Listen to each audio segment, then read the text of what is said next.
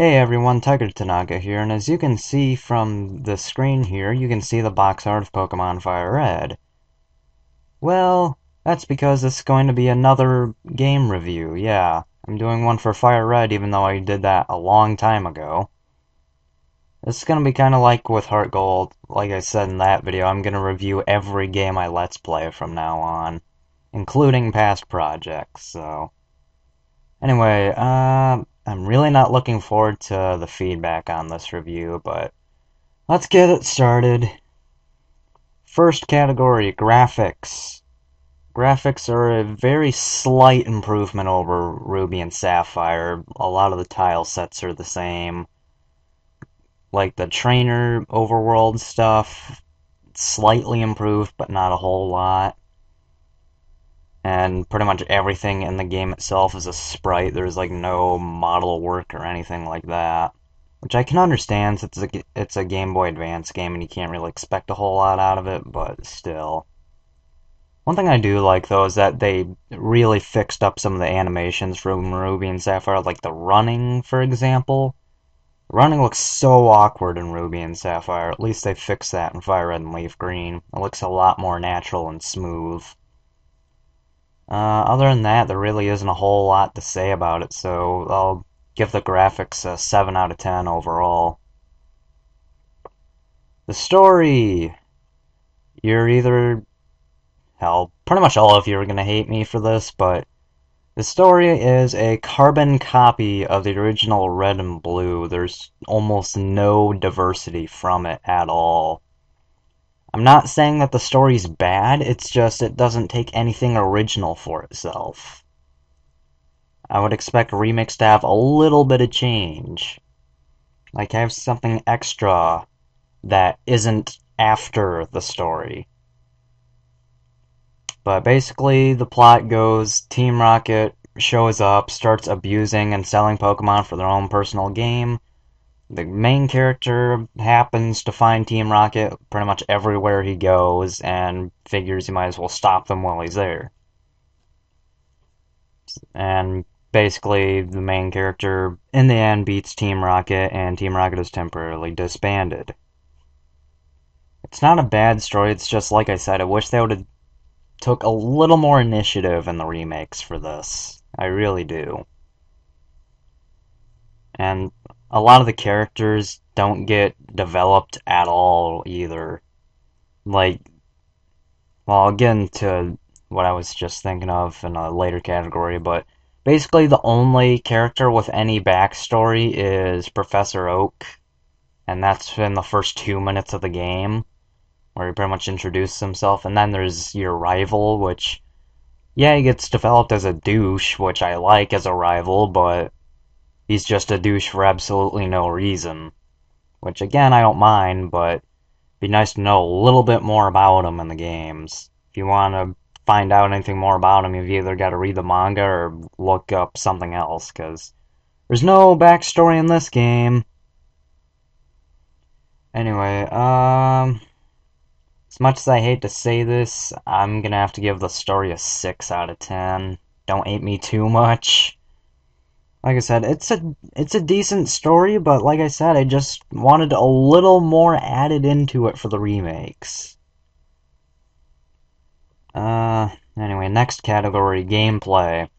Just like every other Pokemon games, the classic formula, turn-based fighting, type advantages, all that stuff. The puzzles in the overworld, like the Victory Road puzzles and everything like that, like I said, pretty much exactly the same as the originals, like no innovation at all. I really hate to say this about some of my favorite games at the time, but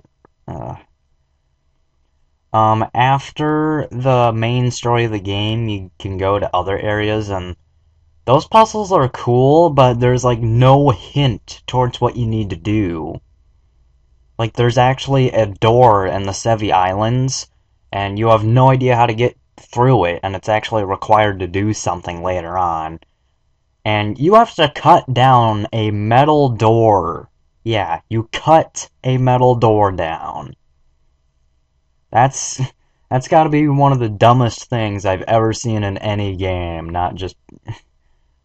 And there's no hint towards it. You just gotta figure it out on your own. It's like you click on the door. Oh, it's locked. What should I do? Get a key item? None of the keys work. I can't find any other keys, so what hidden moves can we use? Strength? Nope. Rock Smash? Nope.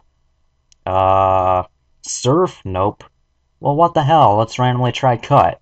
Works. How do you cut down a metal door? Anyway. Another thing that bugged me about this game in general is that Pokemon with second, third gen evolutions, they are unable to evolve until you get the National Dex after you beat the game. So if you want to get a Golbat to get a Crobat, too bad, you're going to have to wait till after the main story, because as soon as the Pokemon starts evolving, it's going to stop whether you want it to or not. It's like, huh? The Pokemon stopped evolving! So yeah, it's really annoying for Pokemon like Golbat, Eevee, or any Pokemon that has like a baby form for their eggs. It's it's just really annoying because it prevents you from using some really good Pokemon. Especially for a game that has a decently high difficulty level. As far as the actual battles themselves go, like difficulty-wise, the AI is definitely better than the original games, I'll say that much right now. However, as you've seen in my birthday special a few months back that I recorded, the AI is still completely retarded. Maximum AI still just sometimes doesn't do shit. Like, oh, my last Pokemon is weak, I'm not going to use any flow restores on it. Oh, I have a super effective move against you? Let's use a not very effective move instead. That's about it as far as gameplay goes. I guess I'll give that category a 7 out of 10. Because, like I said, it's the classic Pokemon formula. It's just, again, it doesn't really do a whole lot to differentiate itself from all the other games. Mechanics, next category. Again, Fire Red and Leaf Green did not add many new mechanics to the table that is actually good. In fact, it got rid of mechanics that were introduced in Ruby and Sapphire, like berry planting, you know, one of the more useful features in the game. Nope, that got cut out. It had so much potential to add more mechanics, but they didn't do anything with it. I'm honestly trying to think of something that Fire Red and Leaf Green added that wasn't completely useless, but I honestly can't. And I'm looking at a list of stuff that uh, I prepared a list for this review. I'm looking at it right now, and I just can't find anything. It's just... These games hardly added anything. I hate to say that, but they didn't. So I guess mechanic-wise, like, it's pretty much exactly the same, just in third gen, which is a lot more disappointing than you would think. It's first gen stuff in third gen, nothing new. So unfortunately I'm gonna have to give mechanics a 5 out of 10 for that. There's just nothing interesting there. Now, you're probably going to think I hate this game, but I don't. In fact, we're actually going to get in a category that is actually really good. The soundtrack, music. The entire soundtrack in this game is badass. I'm... I love this soundtrack so much. That's definitely one of the more positive things about being nostalgic, is that the remixes of all the songs are really good. Whether they're the final champion theme when you battle him against him in the Elite Four, or something as simple as the Viridian City music, all the remixes are amazing. And even some other songs, they actually set the mood, like the Pokemon Tower music. I was legitly creeped out when I first got in there, when I first played through this game. It really set the mood. Yeah, and did I mention that the rival battle theme in the Elite Four was probably my favorite song in the whole game? Or across multiple Pokemon games, for that matter. So yeah, I'll definitely give the music a 10 out of 10 for this game. That's definitely one thing I love above all else. Extras, next category.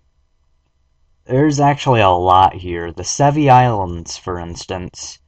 I would love this if it weren't so...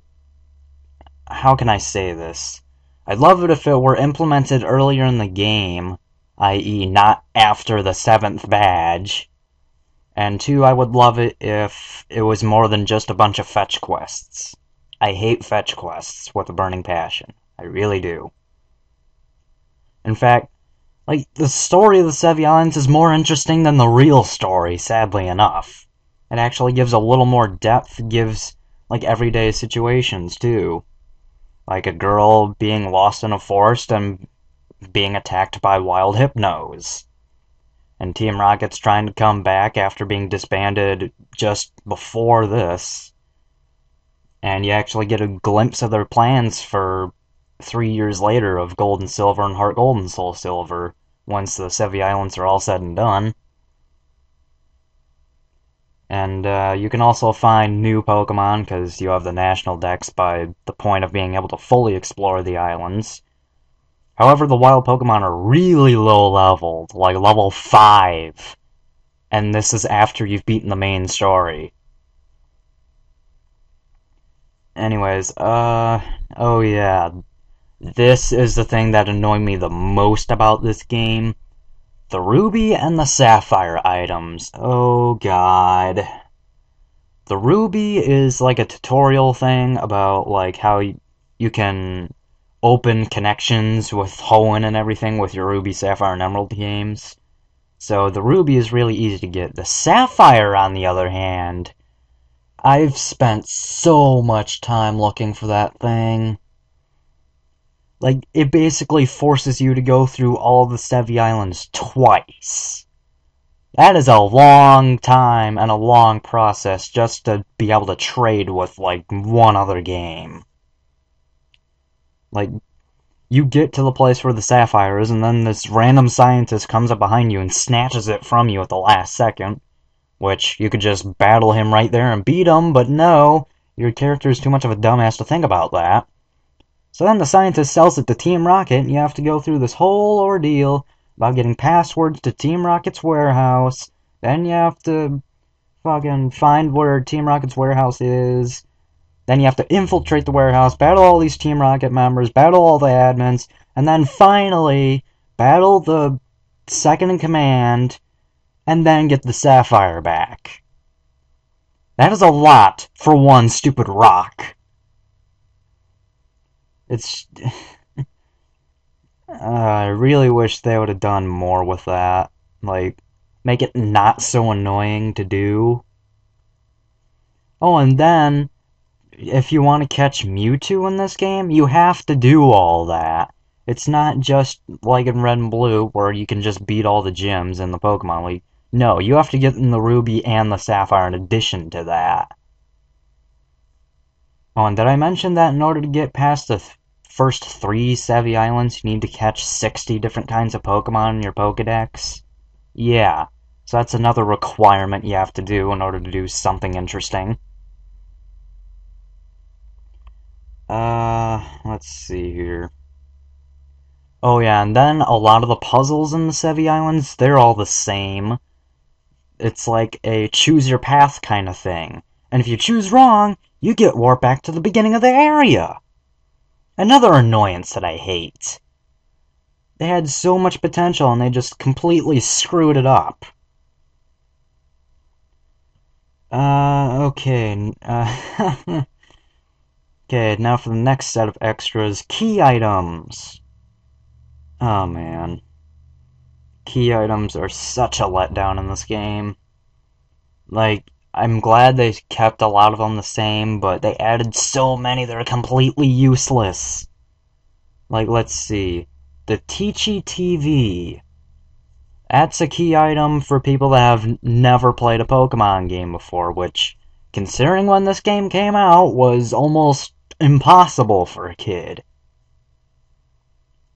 So, they made a whole key item that taught you everything about the basic gameplay.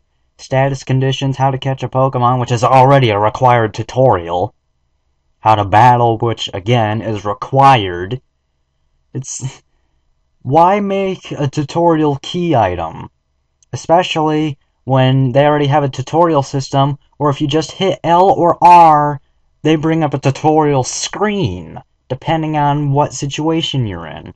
You can have a tutorial screen in battle, in the overworld, anything. This game is so tutorial based, it's annoying. Oh, and then the fame checker. The fame checker literally does nothing except give you random details about random characters that you don't give two shits about. They give you information on random old guys that don't even have names. I mean, sure, the majority of it's supposed to be used for, like, gym leaders and stuff, but you don't even unlock all the information right away. You have to look for the information yourself. It's like, you have to click on random bookshelves, read the signs for their gyms, talk to the champ in the making people. Like, what's the point of the fame checker? You would need to read the information first to even get it in the fame checker. Why would you want to read it again? Especially since it's stuff you already assume about the person. Like an entry about Sabrina. It says that she gained her psychic powers from a spoon she carelessly tossed. Yeah, she tells you that right before you battle her. That doesn't need to be in the fame checker. In fact, the fame checker shouldn't have even been in the game in the first place. That was pretty much their only way of adding quote-unquote backstory to characters, and they failed miserably at it. Oh, and the next key item, the berry crusher, the berry jar, whatever it's called. It's a waste of good berries. Berries are really rare in this game. You do not want to waste them for this. Like, you get more berry powder if you have more than 2 or 3 people, but really, you need so much berry powder for one item, it's not worth it. It really isn't. Especially since you can't even grow berries. Which, again, wasting really rare resources. It's just...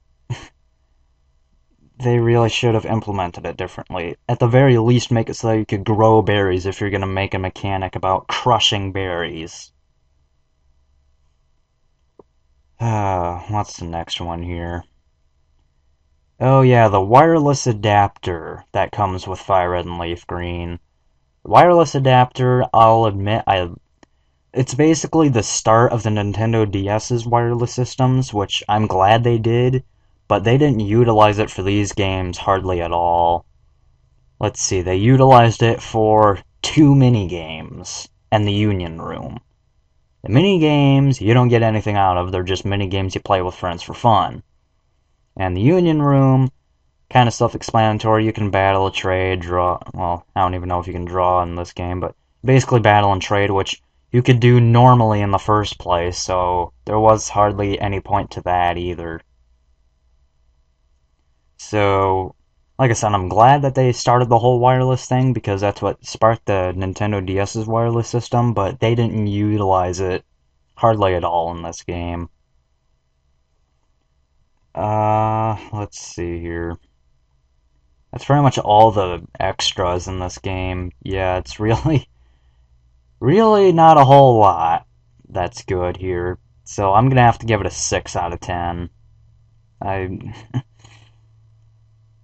The conclusion about this game, I guess if you didn't play the original Red, Blue, or Yellow, this is going to be a really good game. But if you have, and if you still have the games, I would actually say skip on these. Because pretty much the only thing these games add is fetch quests, and pointless tutorials, and pointless key items. It's just... Like, I almost want to say that the originals are better, just because they're not so annoying. I don't know, it's like... I like Fire Red and Leaf Green, don't get me wrong, it's just they added almost nothing, and the few things they did add were pointless, or just tedious. Like, they even got rid of mechanics that were in Ruby and Sapphire, which would have really helped in the game. But no, they just scrapped it completely. So as much as I love these games, I gotta say it's pretty much the only reason you would want to play these is for nostalgia purposes. If you haven't played Ruby or Red and Blue, I'd recommend picking these up. But like I said, if you have played them, then I'd say pass on them because it's just nothing new.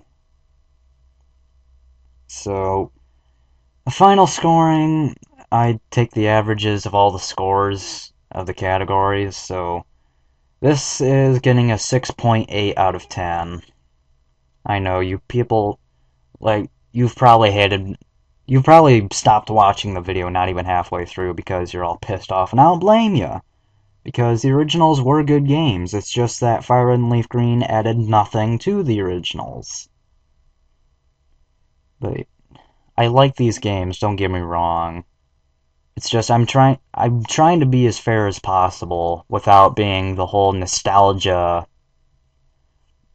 crazed person. So I'm probably going to get tons of hate comments for this, but this is honestly what I think. And if there's no such thing as a wrong opinion, so you're entitled to your opinion, I'm entitled to mine. Let's try to leave it at that. If you guys can think of like new categories or anything that justifies a lot of the things I bashed on in this, then go right ahead. I might even change my mind and redo this review. But until then, this is going to be the final scoring, so yeah, I guess next time I see you guys will be on bloopers of Pokemon Heart Gold. You guys are going to love that, because I know I didn't. Great time for the phone to ring. How... That's just stupid being interrupted at the very end of a video, isn't it? Anyways, like I was saying, the next time you'll see me is in bloopers of Pokemon Heart Gold. So this has been Tigertenaka, making a very bad review of Pokemon Fire Red, and I'll see you guys next time.